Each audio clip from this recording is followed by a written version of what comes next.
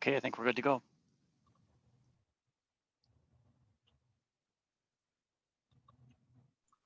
Okay. Well, thank you so much for joining us this afternoon. I understand this is your last session today, so we really appreciate your time, and I hope that you've enjoyed the Self-Direction Conference.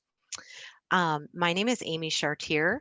I'm with DHS, and I am a section manager for the IRIS policy and some of the operations portion of the program. And my co-host is Martha Pings. Martha, did you want to introduce yourself? Oh, thank you. Yes. I'm Martha Pings, and I am in training. I am the trainer, a trainer for EVV to help things roll out throughout the state of Wisconsin. Really glad to be here today. Thanks for coming.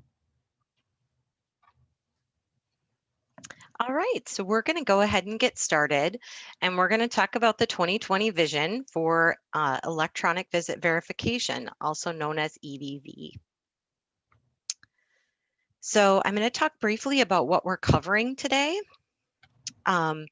This information that we're sharing with you today is intended to be helpful to IRIS participants, fiscal employer agencies, also referred to as FEAs. And this is only if your FEA is using the state EVV system, and then the participant hired workers that are providing self-directed personal cares and supportive home care routine that are not functioning as live-ins.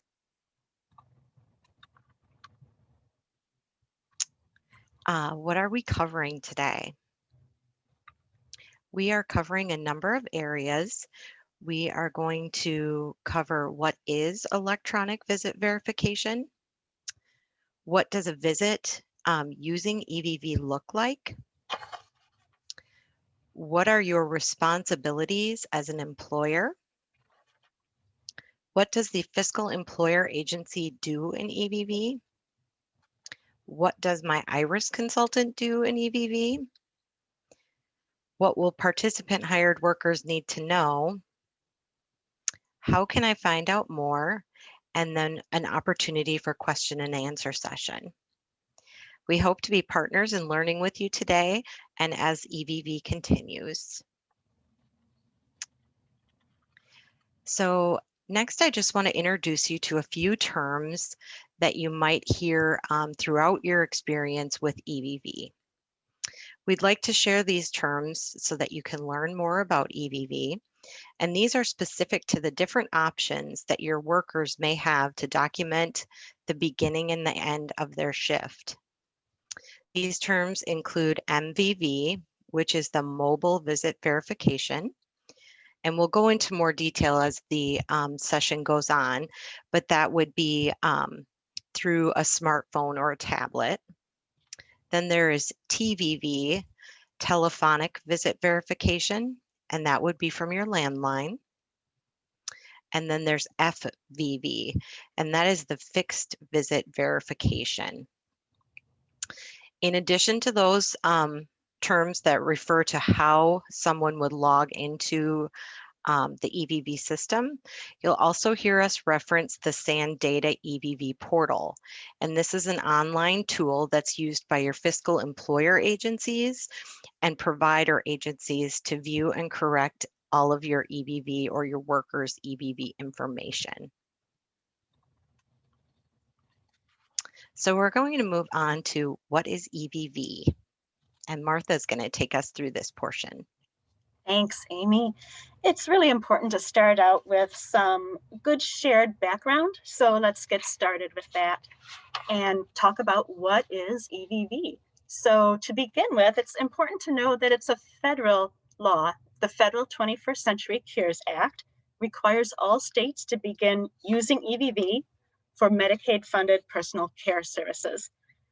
Wisconsin must follow this federal rule or have less funding for programs. EVV uses technology, and don't be put off by that word because even a landline phone is considered technology in this sense. So EVV uses technology to make sure participants get their personal care or supportive home care that they need. And so this means that there must be an electronic way could be a telephone, could be the other ways that Amy talked about, to collect 6 required pieces of information about each personal care visit. And let's take a look at those 6 items. Here they are. So it is who receives services, also who provides services, what service is provided, where service is provided, the date of service, and the time in and out, so the duration of the service. Let's take a little bit more of a look at that what service is provided though. This means a very broad category, personal home care or supportive home care. It does not mean every task like getting help getting dressed or meal prep that you might have throughout your day. There is an option in EVV to list those individual tasks at the end of a shift. It can be skipped, it's optional. And there is also an option in EVV to have you, the participant who is hiring your workers, sign and note that you receive the care that you receive. It's optional, so very much a choice that can be skipped. So these are the 6 key data points. Does EVV change your care? Well, it is something that we think will not change your care. The Wisconsin Department of Health Services values you and the services you're receiving. We know that's important. EVV will not change your care. So this includes keeping your services, it includes keeping your choice of worker, and it includes keeping the care that you need. Throughout the planning process, we really had a lot of input from different folks in order to build EVV in a way that was least disruptive. And that was important to us. We appreciate all of the time and feedback that many of you may have provided during those listening sessions and the process. We're committed to ensuring that the EVV process does not negatively impact the care and services you receive. And we want to help providers navigate through the EVV process to make sure it's as smooth as possible, and we help each other along the way. It is a new habit, yes, and it is federally required. Next, we'll have Amy tell us more about who will use EVV.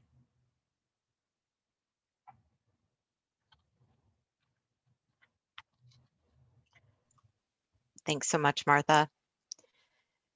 So participant hired workers who are live-ins are excluded from the requirement to use EVV in IRIS.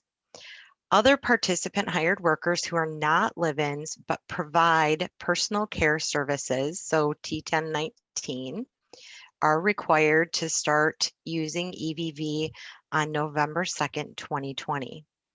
Supportive home care routine is also included in EVV, but in IRIS, that's been slightly delayed, and the workers who provide only supportive home care routine, who are not live-ins, will be required to start using EVV to track the those hours on January 1st, 2021.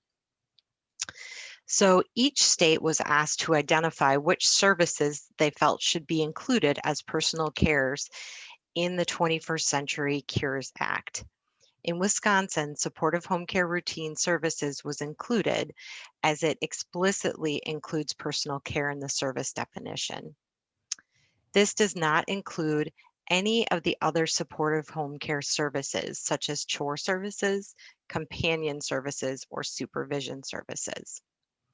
With the IRIS waiver renewal effective on January 1st, 2021, the service code for supportive home care routine will change. The current service codes are S5130 and S5131, dependent upon whether or not it's an agency providing the service or a participant hired worker. It will be changed to S5125 and S5126. A common question that we receive is how that information will be relayed to providers. And we are in the process of working closely with our FEAs to talk through the implications of EVV and we'll be working with them to discuss providing updated authorization letters to those agencies. In addition, I want to be very clear that these changes to service codes do not change or reduce the services you are currently receiving that are on your plan. So let's talk a little bit about how EVV information is collected. So Wisconsin, the Department of Health in Wisconsin provides an EVV solution from a company called Sendata. The worker checks in at the start of their shift and they check out at the end of their shift. EVV identifies the worker's location at the start and at the end of their shift when they check in and check out. It does not track their location throughout the shift. If you need help right away, the worker should go ahead and provide the support that's needed, and then they should check into EVV. Throughout this implementation process, the department has worked hard to gain input from stakeholders in order to implement EVV in the least disruptive way to participants, participant hired workers, provider agencies, and our payer agencies. We appreciate all of your time and feedback that you've provided throughout this process. DHS is committed to ensuring that the EVV process does not negatively impact the care and services you receive, and to help providers navigate through the EVV process. Does EVV need internet or Wi-Fi? Martha's going to talk a little bit about that. Thanks, Amy. This is another common question. So you'll see here on the chart, we've got listed the 3 technologies. And again, technology can be as friendly as a telephone landline. The 3 technologies, none of them require internet at the point of care. None of them require cell service at the point of care. And yet they're all able to collect those 6 key data points that we talked about earlier that the law requires. So let's go over these a little bit. MVV, mobile visit verification, is expected to be the most commonly used technology. It functions through the Sendata Mobile Connect app that's downloaded onto a smartphone or a tablet. Wi-Fi and cell service are not required at the point of care with mobile visit verification. What happens is that the visit data is captured and encrypted on the smart device until the worker accesses Wi-Fi or cell service later. And at that time, that encrypted data is securely transmitted to Sendata.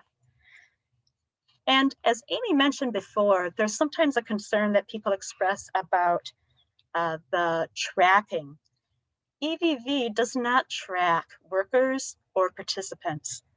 What it does do is take a quick moment in time dash to confirm, yes, this is where the person is, the worker is, when they use the app and they sign in, and then it's off.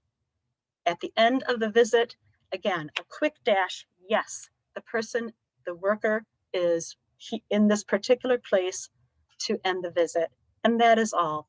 There's no tracking at all. Let's take a look at the second line, telephonic visit verification, TVV. This is another option for visit collection. This method requires the use of a landline, or for those of you who know a little bit more about technology than I do, a fixed VoIP, voiced over internet protocol line. Basically something that will connect into a wall or connect into a home outlet so that the phone line is in that one place instead of being all about town.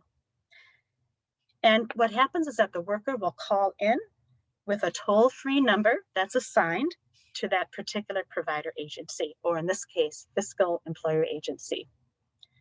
Very simple. The last line there is fixed visit verification, or FVV device. And this is the option that we think is going to be the least common to use. It's a device that's affixed, which here means attached with double-sided tape in a home, and requires an extra step to call on the codes that are received from that device.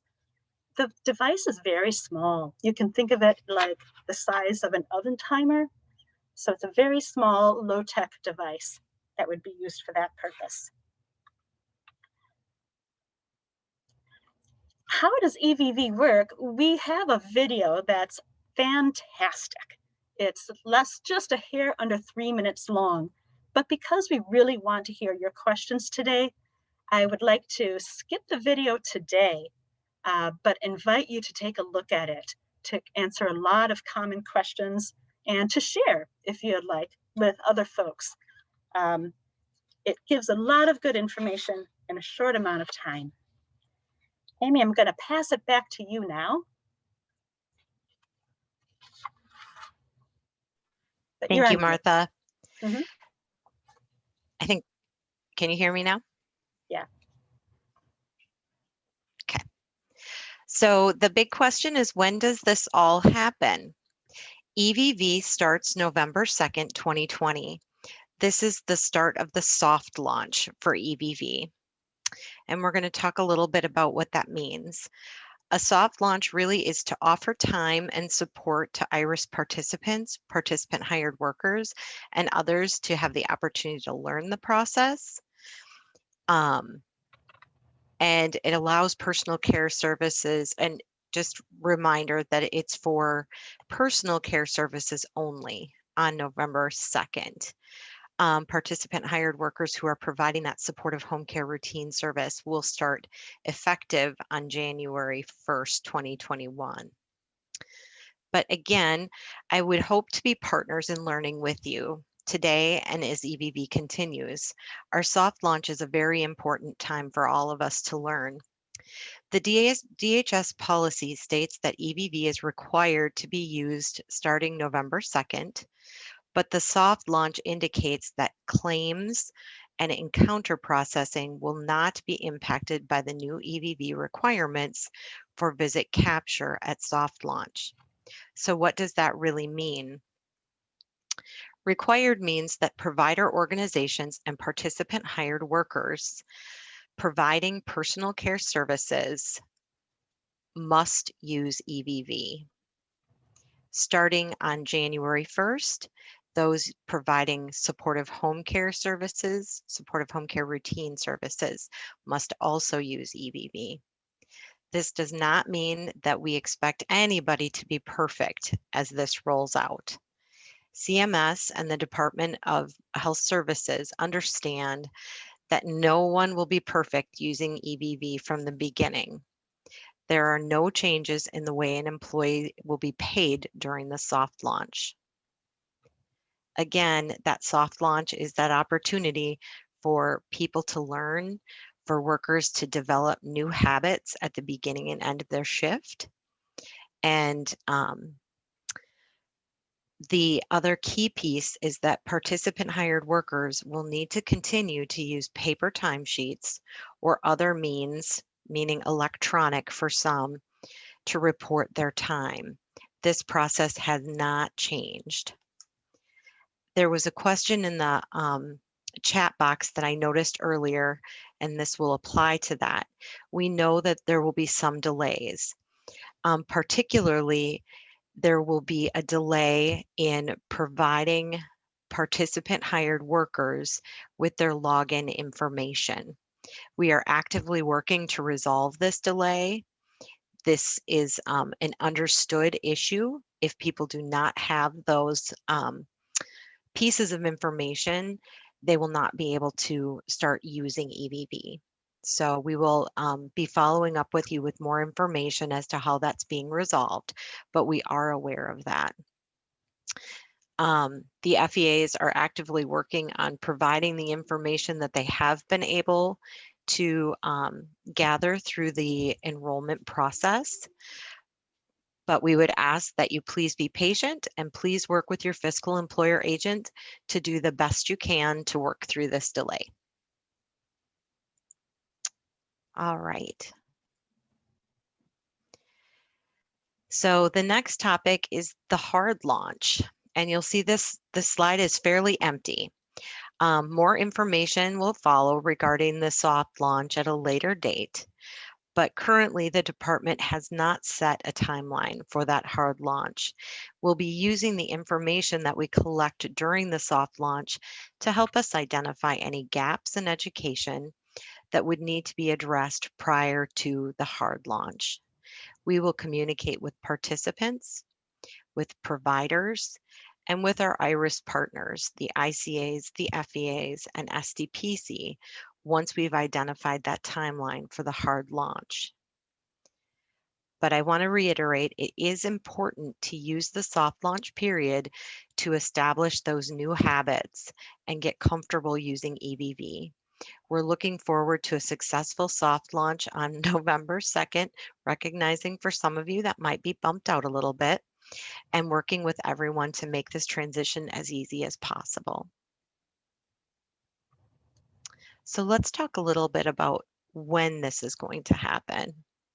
So in the fall of this year, our first steps were to train workers on EVV. There are a number of different methods that people can use to get that information, and it is online. For our soft launch, again, it's just a reminder that our go live time is November 2nd for personal care. So this is our T1019 self-directed care. And we have a delayed start for our routine supportive home care. In IRIS, that will start on January 1st, 2021. And again, that hard launch is to be determined.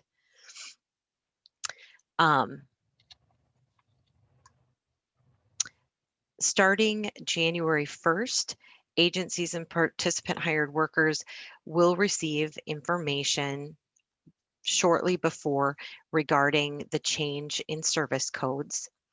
And we again recognize that that will be something for individuals to become used to. In addition to that, IRIS will have a code option that is unique to the program, and we're referring to it as a combo code, and that is for those workers who are providing SDPC services and supportive home care services, routine supportive home care services during the same shift. But again, the takeaway from this slide is the hard launch date has yet to be identified, and we will communicate that out to people as soon as we are able. So let's now talk about what are my responsibilities as an employer. The IRIS program is intended to provide empowerment to participants through the development of their individual support and services plan and through their role as an employer.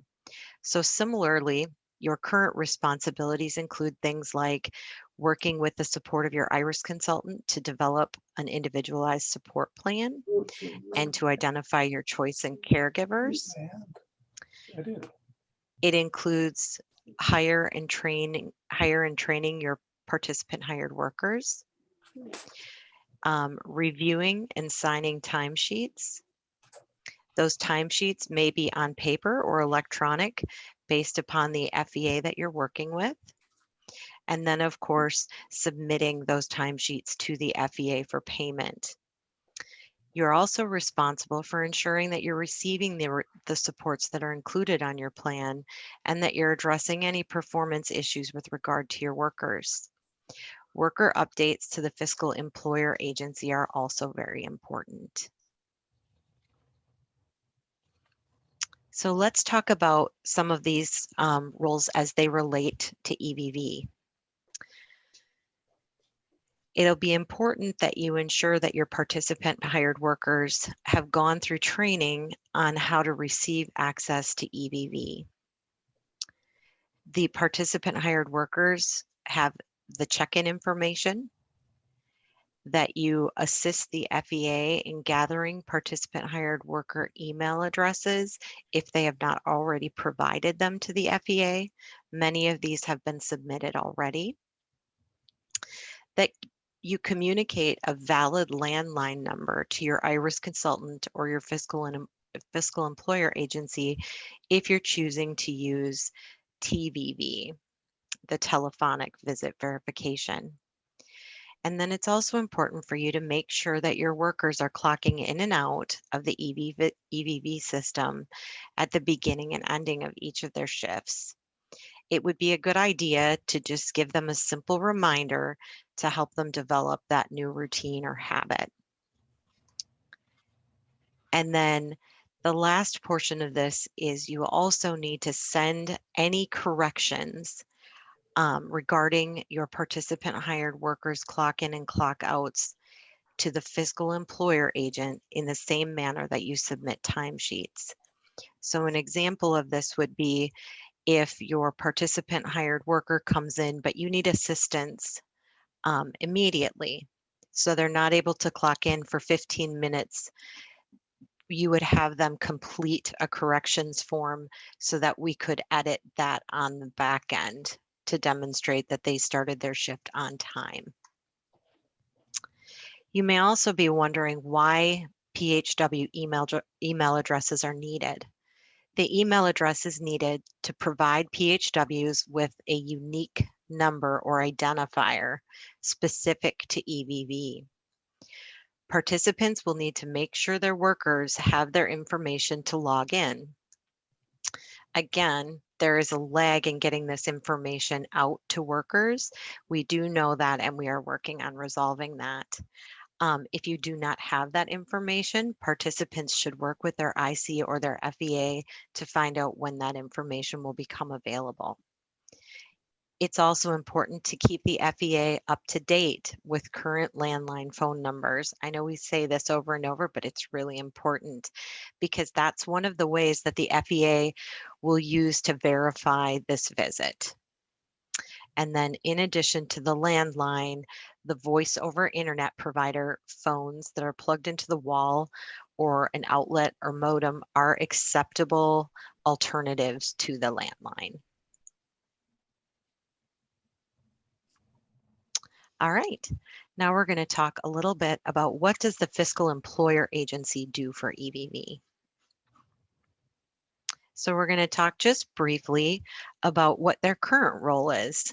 So FEAs will continue in their current role of assisting participants to successfully employ and manage their participant hired workers.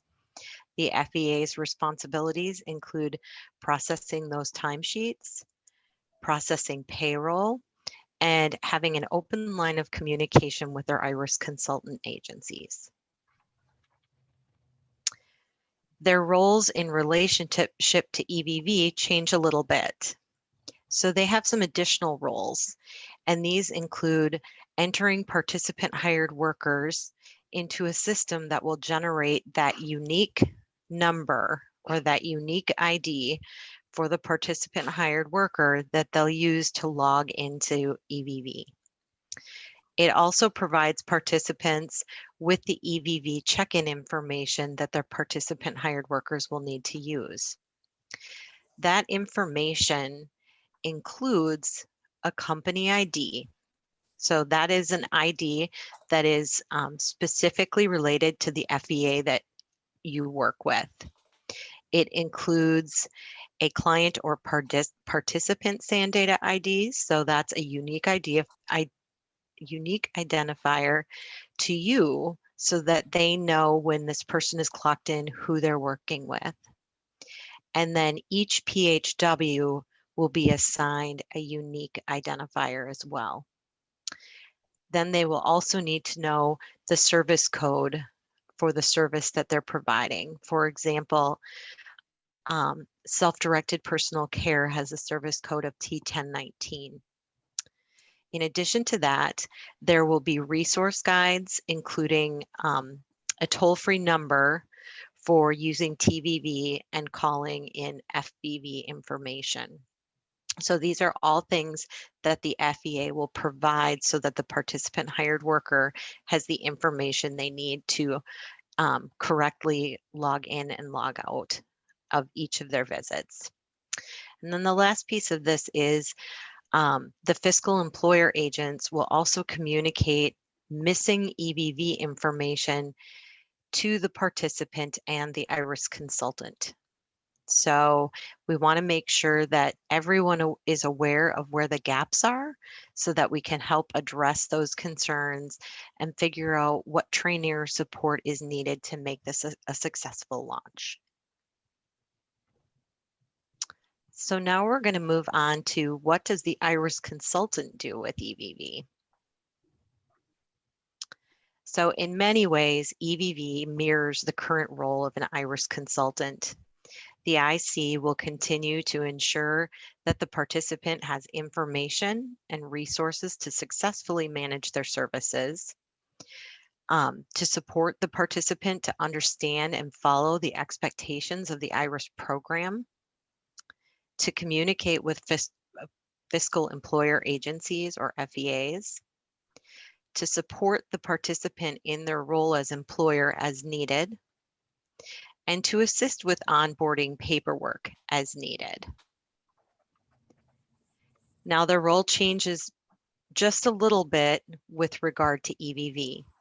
So like participants and FEAs, ICAs have some additional responsibilities related to EVV. These responsibilities are to include helping to answer questions about EVV, sharing EVV resources with the participant, who can in turn share them with their participant hired workers, following up with participants when there are concerns about how EVV is being used or not used by the participant hired workers, and assisting the participant to evaluate the need for the fixed verification device. If it's determined that the fixed verification device is needed, the IC will need to send a work request to the FEA to make that request for you. The overall change is the base of information the IC will need to share with participants has increased with the support of DHS. So Martha and her coworkers have developed a number of very good resources to assist people in understanding EVV and provide training on all aspects. In addition, self-directed personal care nurses may also receive questions about EVV, so this expands their base of information as well. And Martha's going to talk a little bit about what participant hired workers need to know. Thanks, Amy. Well, I see a few participant hired workers in the background for those of you who have your video on, so hello. Similar, just as we talked before, similar to other participant hired worker responsibilities, these things are the same, right? To provide services as contracted, to develop good in and out routines for your shift. You already have some routines that you go through when you start your shift and when you end your shift so that you know you've got everything accomplished. And that kind of habit is good and continues. Continue using timesheets and all those other employee responsibilities that you have because you want to remain paid too. You want to make sure that happens. And maintain that same payroll routine. EVV does not change anything about your payroll routine. Let's take a look at what is changing and maybe a new habit then. So some changes include that you'll need to get some EVV training materials under your eyes and do some self-training about that. And we'll take a tour of those resources in just a little bit. We know that you'll need to add a check-in and check-out step for your visits. And continue to communicate with a participant if any edits or corrections are needed. And Amy gave some really good examples of that earlier, of why that might happen. I'd like to talk now about the training that we have available. So if you can kind of take this journey with me a little bit. Here we go. It starts with IRIS consultants, and they ensure that participants or the legal representatives can access the training information that the workers will need. There's lots of choices, and choice is what this is all about. You can choose from handouts that you can print out or link to online for your workers to take a look at. You can choose presentations like a PowerPoint that can be printed out or can be linked online for your workers to take a look at. There's online videos that are linked there as well. So if one kind of information works out better, if handouts are better for your workers instead of links, that's all available. And your ICA should help you figure those steps out. Participants, you as employers do lots of training for your participant hired workers, and this is no different in that way. And these are the resources that you can pass along to your workers so that they have what they need for their self-study and to start using EVV. Again, we'll take a tour of those resources in just a little bit. Some things that your IRIS consultant can help you figure out. So here's a few bullet points of questions. What check-in, check-out methods are going to work for where you are and what resources you have around you? So maybe the mobile app will be a good option for you. Maybe not, and that's okay. Maybe the telephone, maybe that landline option will be the best one. Great. If it needs to be the fixed visit device, then work with your ICA to go through that, as Amy mentioned before, to get that device ordered. Your IRIS consultant can also help you answer, are online materials needed for you? I hear someone in the background, and I know that we're going to hope for time for questions at the end. Will that work for you? Oh, yes. Thanks, Martha. Oh, that's great. Glad to hear it. We're looking forward to the questions. We also, your IRIS consultant can also help you determine, does the fiscal employer agency have any preferred forms that they want you to use to report those corrections or additions? So that's something that can be worked through. And then another question, did the fiscal employer agency provide all that needed information that Amy had mentioned before that your workers will need for checking in and checking out? So these are the things that your ICA, your IRIS consultant, can help you with. How can you find out more? I am glad you asked. We have a web page that is devoted to IRIS and information for you.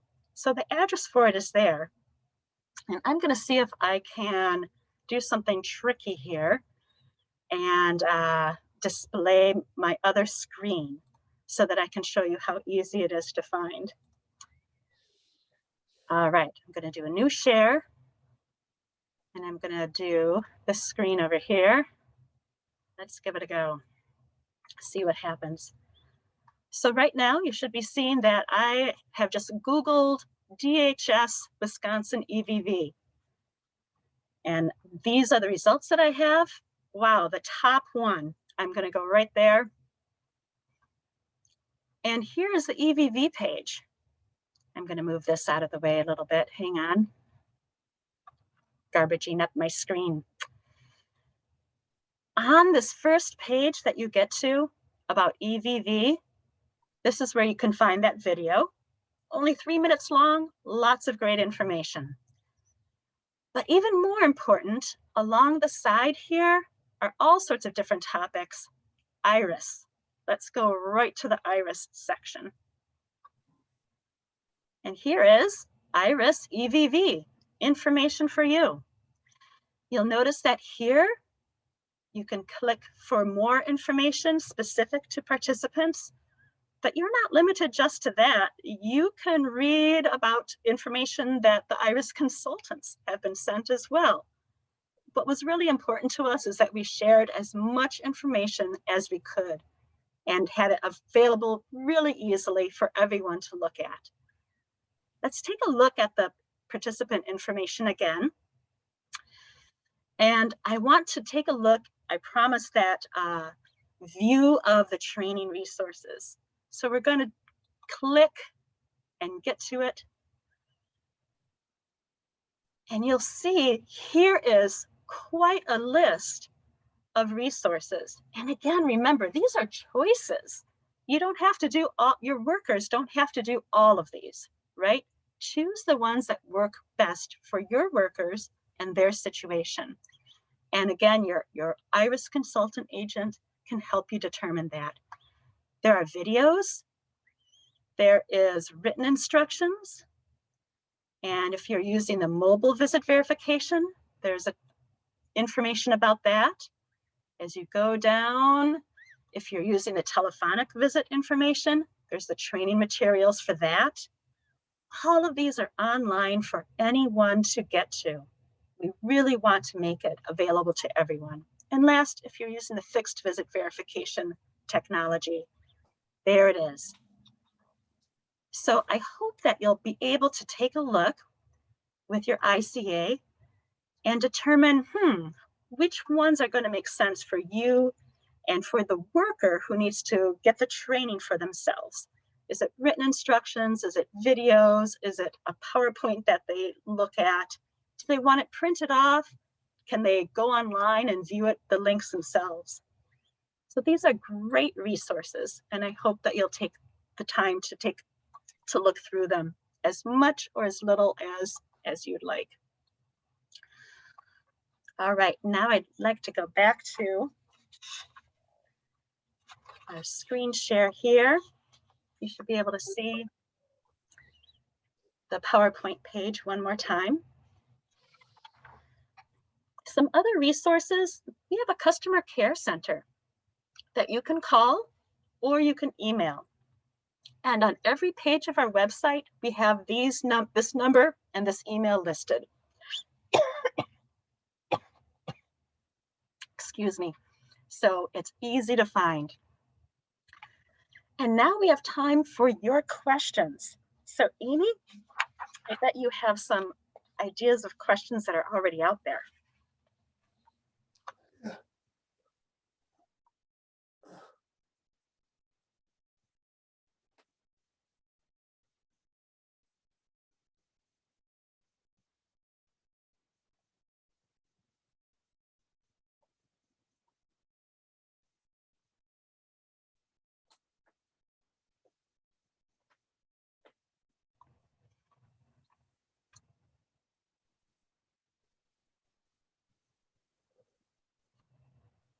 Oops, I can't hear you. I think we're at a standstill, aren't we? There seems to be no one talking. Amy, would you like to take a look through the questions and see what we need to address so far? Sorry, I was just talking away with mute on.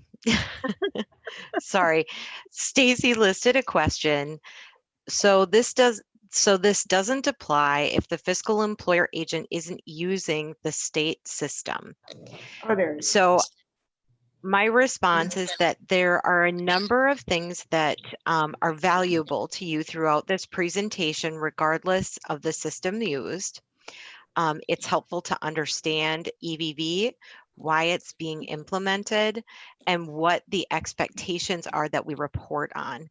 But it is true to say that each FEA who uses an alternative EVV system or a provider agency, that there will be unique instructions and training that are provided by them.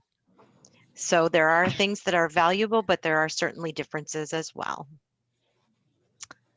The next question we received was, we have not received our client IDs to this point. Sandata customer support is saying November 2nd. How are we planning to handle this lag? So Anne, I think I referenced this one earlier in the presentation that we do understand there is a lag. And we also understand that you're not able to log into the system until you have that information. So we are working on that, but again, we acknowledge that it is a soft launch, so it does not impact people's payments, and that it may take us past November 2nd to really get everyone into the system and using the system. Angela, will S5126 be replacing S5130? Yes, it will. Will the same types of tasks be included under S5126 that were included under S5130? And those same tasks will be included. So it is a change in coding, but not service name. Samantha, can anyone choose to utilize the FEV device, or are there certain requirements someone has to meet to be able to use that or another method? Martha, I'm going to give this one to you if you're okay with that. Oh, I'm okay with that. Yes. So FEV device does require a little bit more work, which might sound a little bit backwards than the other methods of electronic visit verification. And it also has a little bit less flexibility because it stays in the house. And I know there's some really active people here who might be starting or ending the visits with their participant hired worker in the community, out and about, doing things. And FEV doesn't handle that very well because it stays in the home. So for those reasons, the mobile app and the telephone systems are much better. So you can use the FEV device if you do meet certain requirements, such as there is no availability of a mobile device for yourself, for your worker, for anyone that would be able to help you do the mobile app. And there's no landline telephone available whatsoever. And if those conditions and a few others that you are listed on our website are met, then yes, go ahead and we can get the fixed visit device shipped out to you. Again, it's a little bit less flexible. The other methods really are working much better for folks. Thank you, Martha. I think this next one is for you as well. Could you repost the website for the video? You bet. I think I can even do that in the chat box, can't I? All right, let me give that a try to test my skill. While you're working on that, I did get a message as well that we've talked a lot about how EVV will work for individuals who are enrolled in the IRIS program, but haven't spoken so much about family care and how they will be impacted by it. So again, EVV is consistent. The requirements for EVV are consistent across all long-term care programs, but there are some nuances to IRIS. So in family care, outside of self-directed care, many of the members receive services from provider agencies. Those agencies will be responsible for tracking their workers and submitting that information. It will not fall to the members. For those working through the self-directed portion of family care, I would recommend that you work with your MCO because they do have decision-making authority about live-in workers and the requirements to include them. But I did want to make sure that I mentioned that. The next question, what happens if you provide both personal care and supportive home care on one shift? So after January 1, when supportive home care routine is included as an EVV requirement, there will be specific to IRIS, there will be something called a combo code. And this is one code that allows you to select that you are providing personal care services and supportive home care services on the same shift. So there is not a requirement to clock in, clock out, and clock in and clock out. You will be able to use this combo code.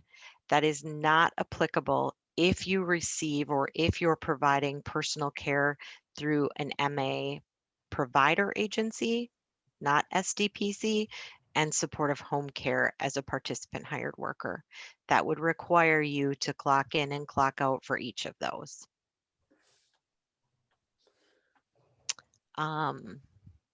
This one is from John.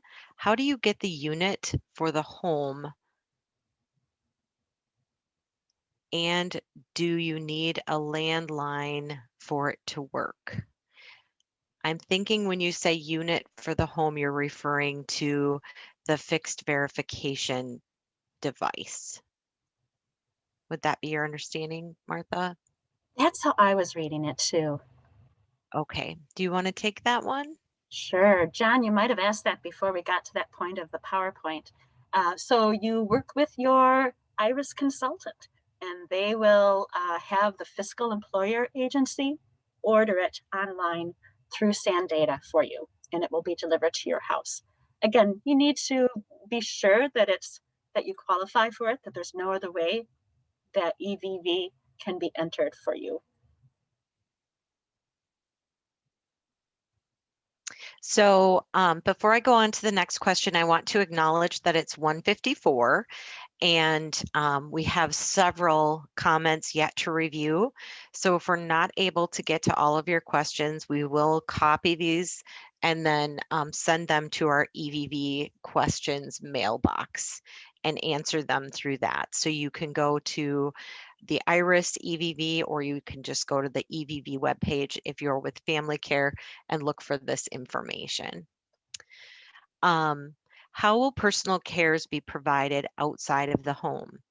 If these personal cares are provided through SDPC, which allows them to be provided outside of the home, self-directed personal cares, then you would just clock in as normal and clock out as normal. There is no requirement to clock out or clock back in when you leave the home if you're providing self-directed personal cares. Are participants getting codes on plans again?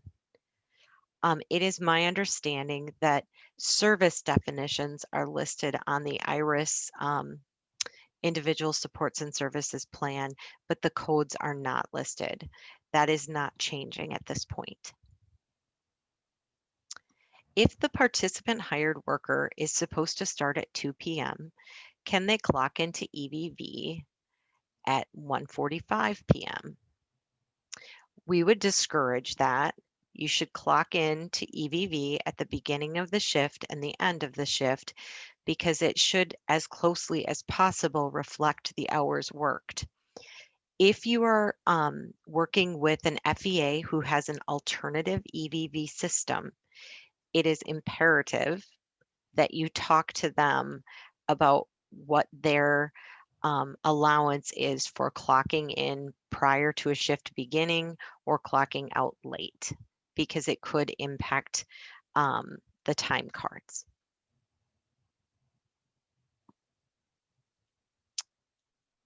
I am wondering if there's anyone who is able to help translate the question from Hector.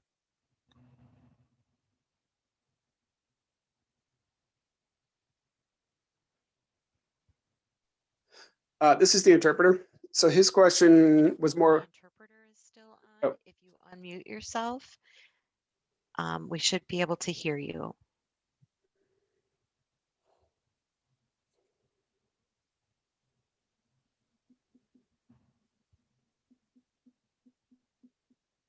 So I'm not clear, but when I look at this, what I am seeing is a concern that we're using a lot of acronyms throughout the presentation and that's making things challenging.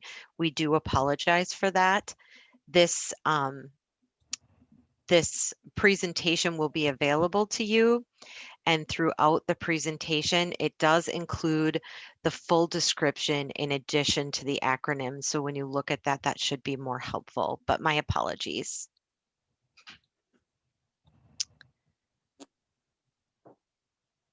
Oh,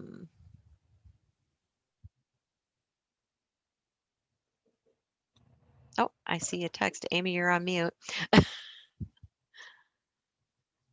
All right, Cheryl, this will be needed for mileage reimbursement. EVV is not necessary for mileage reimbursement. That is not one of the codes that is included. But if you provide transportation during supportive home care for those supportive home care hours that you are providing a service, you will need to use EVV. Otherwise, for mileage reimbursement, you would follow our current standards for that.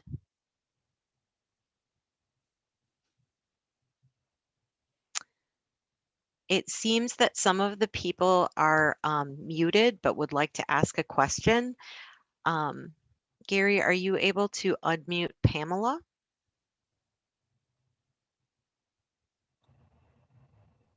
Chair, just a second. Thank you.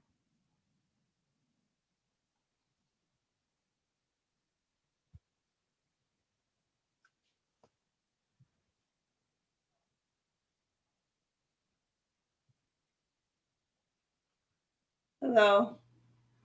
Hello. Okay.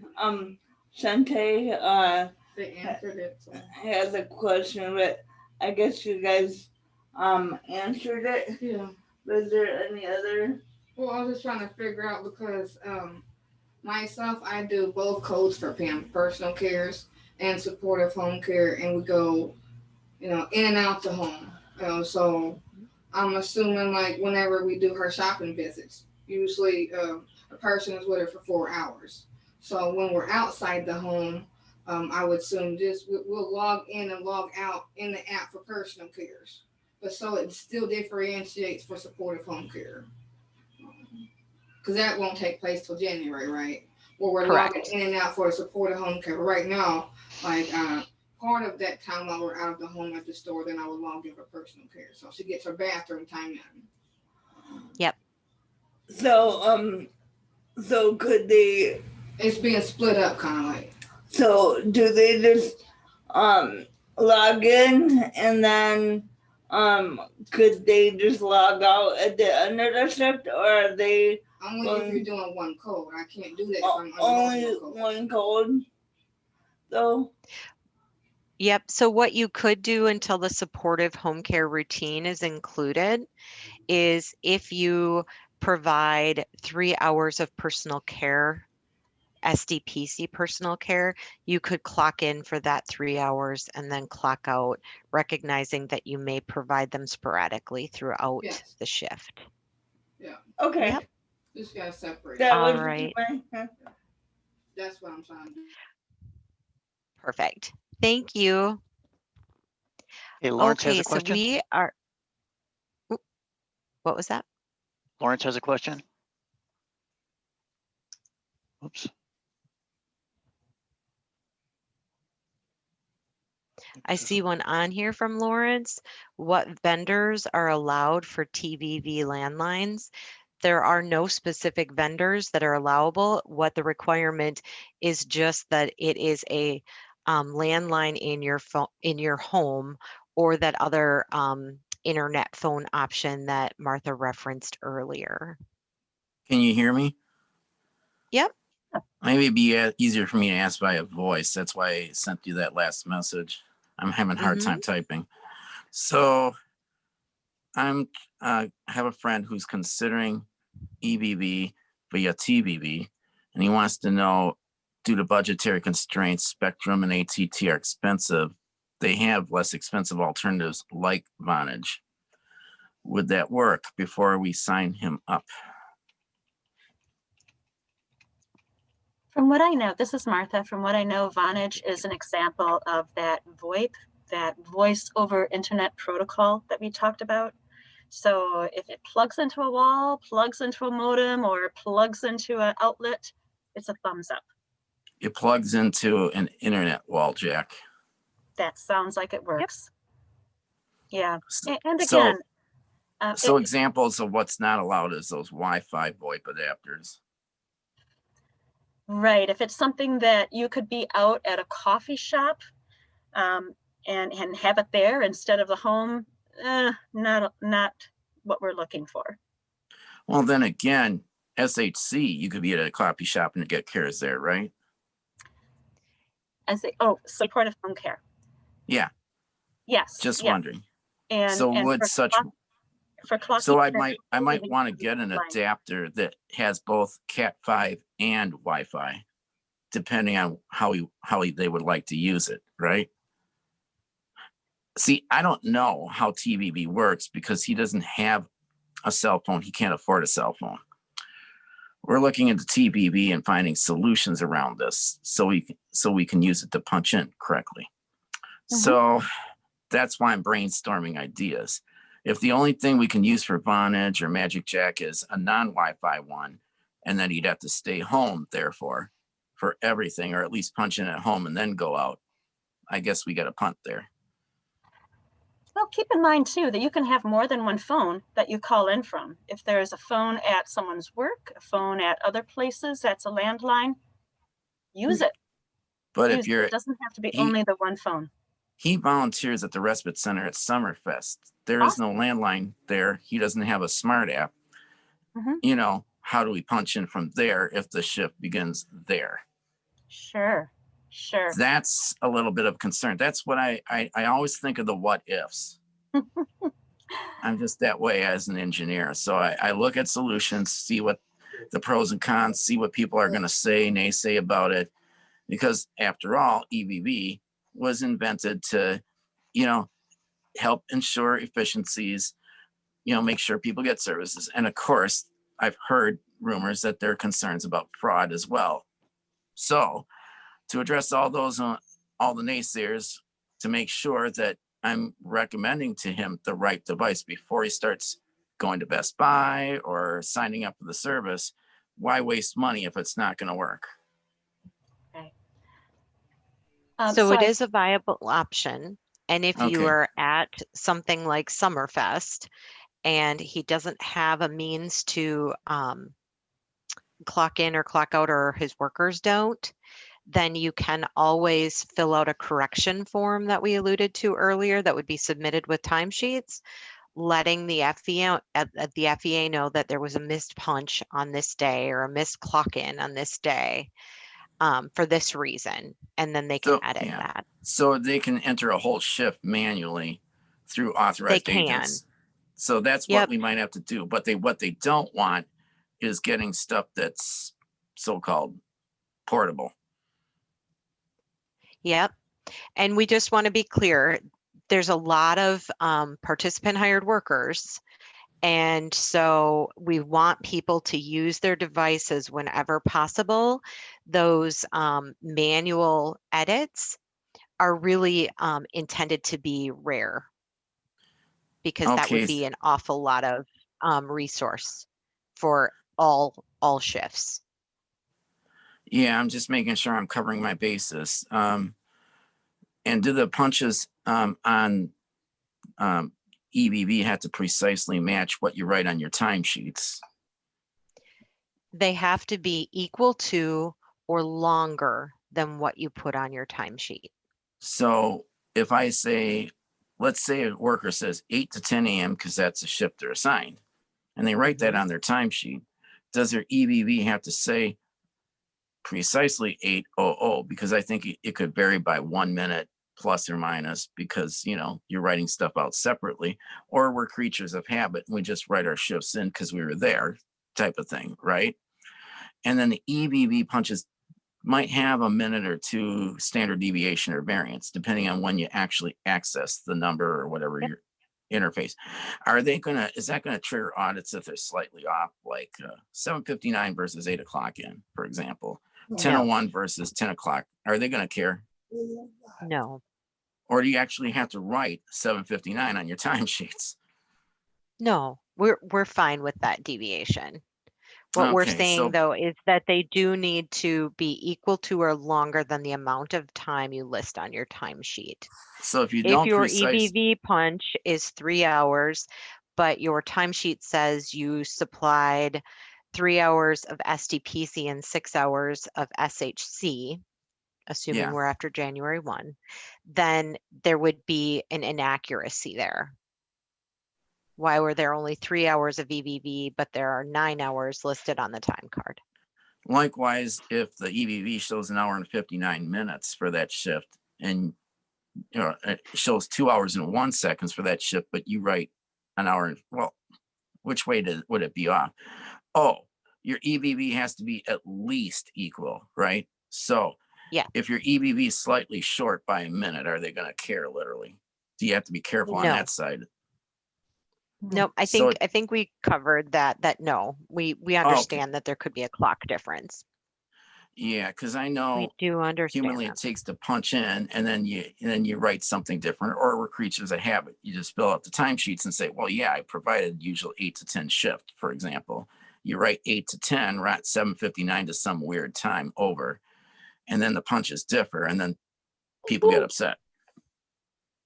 Yep. That's what I'm covering. So I just want to make sure, because if I have to, a person has to change their habits and actually write at minute accurate times on their timesheet like that, they'd have to write down what time they got accepted in the EVV, remember it, and then put that on the timesheet. We just want people to make their best effort. Okay. That's what we need. And at this point, we will need to go ahead and end our session because you have your closing session starting already. Awesome. We're about 9 minutes over. We certainly appreciate your attendance and your feedback, and we will pull the questions that we were unable to answer and try to get those answered on our website. All right. Thank you for your time. Is there Thanks. a phone number where we Absolutely. can contact you? Is there a phone number we can have questions answered? Are you talking to Martha's me got or it up on the oh, screen right now. Oh, never mind. Oh, I see. Okay. Hey, what? Yep. This is Ramsey. I think I tried to leave you a voicemail last week. Is there a direct number I call you at? Ramsey, are you speaking to Martha or myself? This is Amy. Martha. Okay. Hi, Ramsey. Yes, I was in the presentation that you were part of last week. And was your question about chatting on the phone? Your number. He was wondering what your number is. I think that your best option would be the customer care center that's there, because they are by their phone all those hours, and I am not by my phone all those hours. They will be your best resource.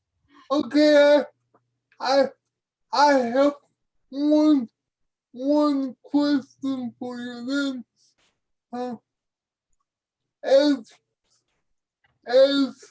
you know, people with disabilities travel, and because of COVID, I've been at my mom and dad's life.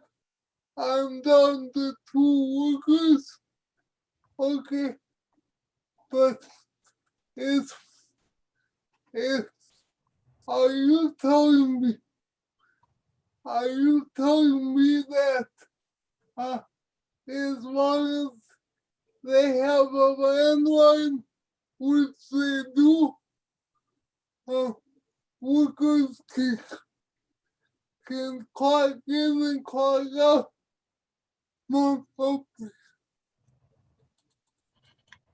So you're asking about TVV is how I understand this. And if you have a landline at your house, at a job that you're out at, or school, or wherever you are when the shift happens, use the landline. If your worker has a mobile device, or if you have a mobile device that's available to use the app, that's a great option as well. Okay, but it's shouldn't matter what address you're calling from, right? It doesn't matter what address you call in from. It should be the address where the care starts. Okay. Because it makes sense, right? The whole purpose is to say, here I am with this other person. Okay. Well, I think I'm good. Thank you.